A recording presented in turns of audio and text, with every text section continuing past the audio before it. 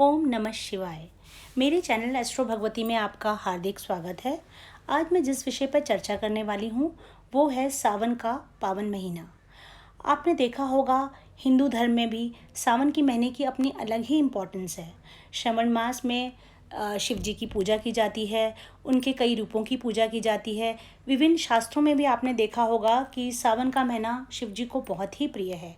इस महीना में पूजा अर्चना करने से, दान धर्म करने से हमारी सारी मनोकामनाएं पूरी होती हैं, हमें मनोवांछित फल प्राप्त होता है। इस महीने में लोग सावन के सोमवार के व्रत भी करते हैं। इस बार जो है वो श्रावण मास की शुरुआत 6 जुलाई से हो रही है और इसकी समाप्ति जो है वो 3 अगस्त को हो रही है। इस बार सावन के महीने में अद्भुत संयोग बन रहा है। सावन के महीने की जो स्टार्टिंग है वो भी सोमवार से हो रही है और इसकी जो समाप्ति है वो भी सोमवार को हो रही है। अब देखिए, आप सावन के सोमवार का अपना एक विशेष महत्व है। हमने शिव पुराण में भी देखा है, जो भी इस महीने में व्रत करता है, दान धर्म करता है, उनकी सारी मनोइच्छाएं शिव जी अवश्य पूरा करते हैं। आपने देखा होगा कि कईयों के विवाह में अड़चनें आती हैं, कईयों के विवाह में विलंब होता है। अगर वो लोग भी सावन के सोमवार के व्रत करें तो उनको उसका फल मिलता है। हमने देखा है कि सावन के महीने में शिव जी को क्या प्रिय है। आप सभी को पता होगा, भोलेनाथ को भांग, धतूरा, बेलपत्र अति प्रिय हैं और सावन के महीने में लोग जो जाके मंदिरों में जल चढ़ाते हैं उसका अपना अलग ही महत्व है। हमने देखा है, हमारी धार्मिक मान्यताएं हैं उसके अनुसार सावन के महीने में विष्णु और शिव, ये दोनों देवताएं विशेष आशीर्वाद देते हैं जो इन महीने में इनकी पूजा अर्चना करते हैं। हमारे जो पौराणिक कथाएं हैं उनमें भी हमने देखा है कि माँ पार्वती जी ने कैसे शिव जी को वर के रूप में प्राप्त किया। उन्होंने माँ पार्वती ने इस सावन के महीने में ही कठोर तपस्या कर शिव जी को अपने वर के रूप में प्राप्त किया था। अब हम देखते हैं कि सावन के महीने में शिवलिंग की पूजा करने से विशेष फल प्राप्त होता है। आपने देखा है, जो अनमैरिड लड़कियां हैं अगर वो भी सावन के व्रत करें तो उनको जैसा वो चाहती हैं वर, उनको वैसे ही वर की प्राप्ति होती है। आपने देखा है कि सावन के महीने में लोग शिवलिंग का अभिषेक करते हैं, पंचामृत से करते हैं। दूध, घी, दही, शहद आदि चीज़ मिलाकर इसका अपना एक अलग ही महत्व है।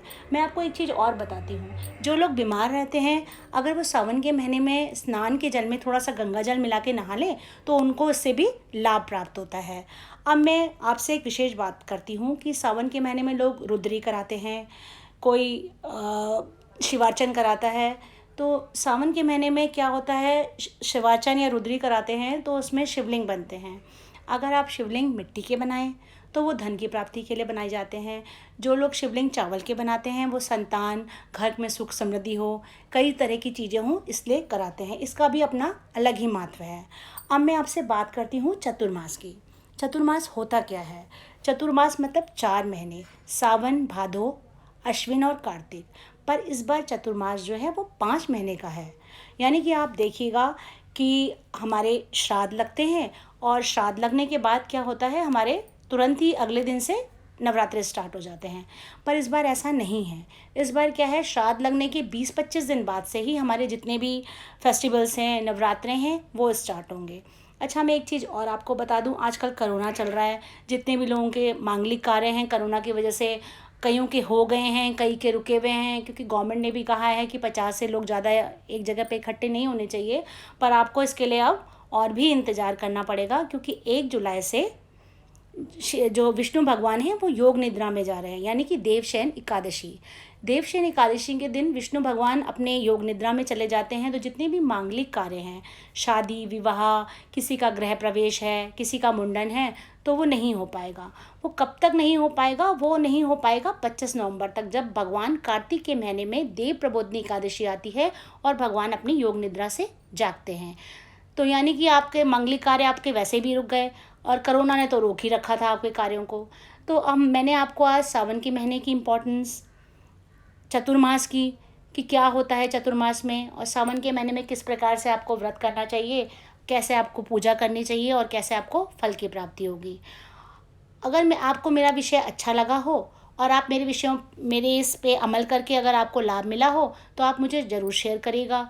आप मेरे वीडियो को लाइक और सब्सक्राइब ज़रूर करेगा और मैं इसी तरह आप मेरे साथ जुड़े रहेंगे तो जैसे जो मैंने ज्ञान अपने गुरुओं से या मुझे जहाँ से भी प्राप्त हुआ है मैं आप तक साझा करती रहूँगी। धन्यवाद।